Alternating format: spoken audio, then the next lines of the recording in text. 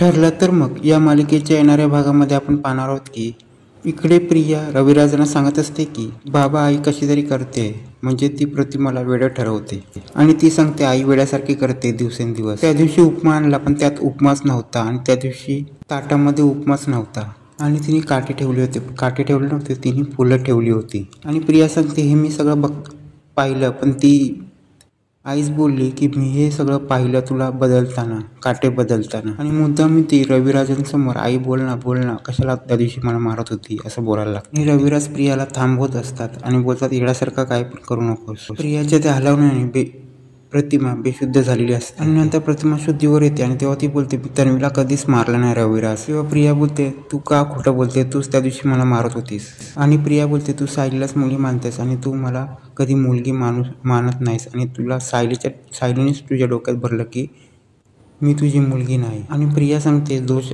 आईचा नाही, दोष सायलीचा आहे आणि हे सगळं सायली करते आणि सगळा दोष प्रिया सायलीवर टाकते. आणि प्रिया सांगते आई जे हे सगळं करते ना तिच्या डोक्यात सगळं तिने सायलीनेच टाकलंय आणि हे सगळं ह्याला सगळं कारणीभूत सायली आहे. तेव्हा रविराज प्रियाला बोलतात की आपण आता डॉक्टरचा सल्ला घ्यायला पाहिजे. जेव्हा डॉक्टरचा सल्ला घेतल्यावर बोलल्यावर प्रतिमा सायलीला व्हिडिओ कॉल लावते. तेव्हा प्रतिमा बोलते ह्याच्यामध्ये आपल्याला सायलीच न्याय देईल आणि तीच आपलं. तेव्हा प्रतिमा सायलीला सांगते की आज असं सगळं झालंय की प्रिया बोलते की मी तिला मारलंय. तेव्हा सायली बोलते हे जे प्रिया करते तुमच्याबरोबर हे सगळं चुकीचं आहे आणि तुम्ही जेव्हा तर ती तुमच्या बाजूला असेल तेव्हा तुम्ही तुमचा मोबाईल ऑन करा आणि ते सगळं रेकॉर्ड करा आणि ती जे बोलते ती जे करते ते सगळं त्याच्यात रेकॉर्ड होईल. तेव्हा प्रतिमा बोलते हे सगळं मला जमेल. तेव्हा सायली बोलते तुमच्या तुम्हाला तुमच्या हक्काच्या लढ्यासाठी हे सगळं करायला लागेल. आता प्रतिमा जिथे फुले आणून ठेवते तिथे प्रिया काटे आणून ठेवते आणि ते प्रतिमा रेकॉर्ड करते. तेव्हा प्रतिमाचा कॉन्फिडन्स वाढतो आणि प्रतिमा बोलते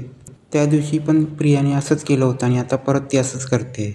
हा एकच पुरावा पुरेसा नाही, अजून एक पुरावा आणला पाहिजे, अजून एक पुरावा आपल्याला तयार केला पाहिजे. तेव्हा इथे प्रतिमा प्रियाला किचनमध्ये बोलवते. तेव्हा प्रियाला आठवतं की महिपनने सांगितलं होतं की ह्या प्रतिमाला वेडं बनवून टाक, या प्रतिमाला वेडं बनवून टाक. तेव्हा नागराज प्रियाला सांगतो की लवकरात लवकर या प्रतिमाला वेडं बनवणार तर तुझं काय खरं नाही. प्रिया बोलते ह्याच्या सगळ्यामध्ये मी पुरेसा प्रयत्न करत आहे. परत एकदा किचनमध्ये आल्यानंतर प्रिया ओरडायला लागते आई तू मला का मारते, आई तुला का मारते. प्रिया प्रतिमाला वेडं बनवायला बघते. तेव्हा प्रतिमा बोलते मी तुला का मारू आणि सगळे तिकडे येतात.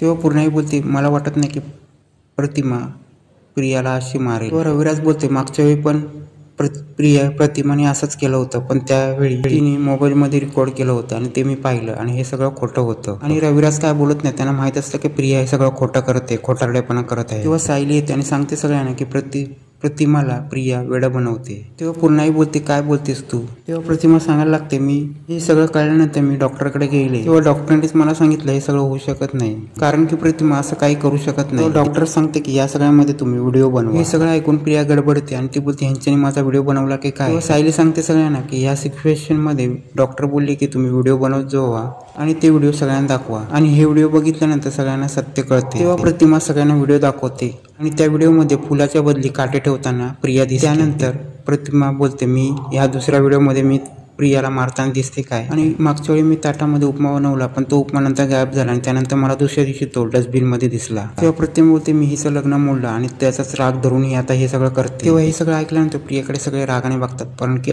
रविराजांना हे सगळं पहिल्याच माहित असतं की त्यांनी पहिला प्रियाचा हा व्हिडिओ पाहिलेला असतो. याच्या अगोदर प्रतिमाने रेकॉर्ड केलेला व्हिडिओ पाहिलेला असतो, त्यामुळे त्यांना प्रियावर रागच असतो. पण त्यानंतर पूर्णाईला पण प्रियाचं सत्य समजतं आणि पूर्णाई प्रियाला बोलते तन्वी मला तुझ्याकडनं ही अपेक्षा नव्हती आणि तुझ्याबद्दलचा राग वाढला आहे आणि तू अशी का करत होतीस. आता तर प्रियाचं भांडं अगोदर फुटलेलंच होतं.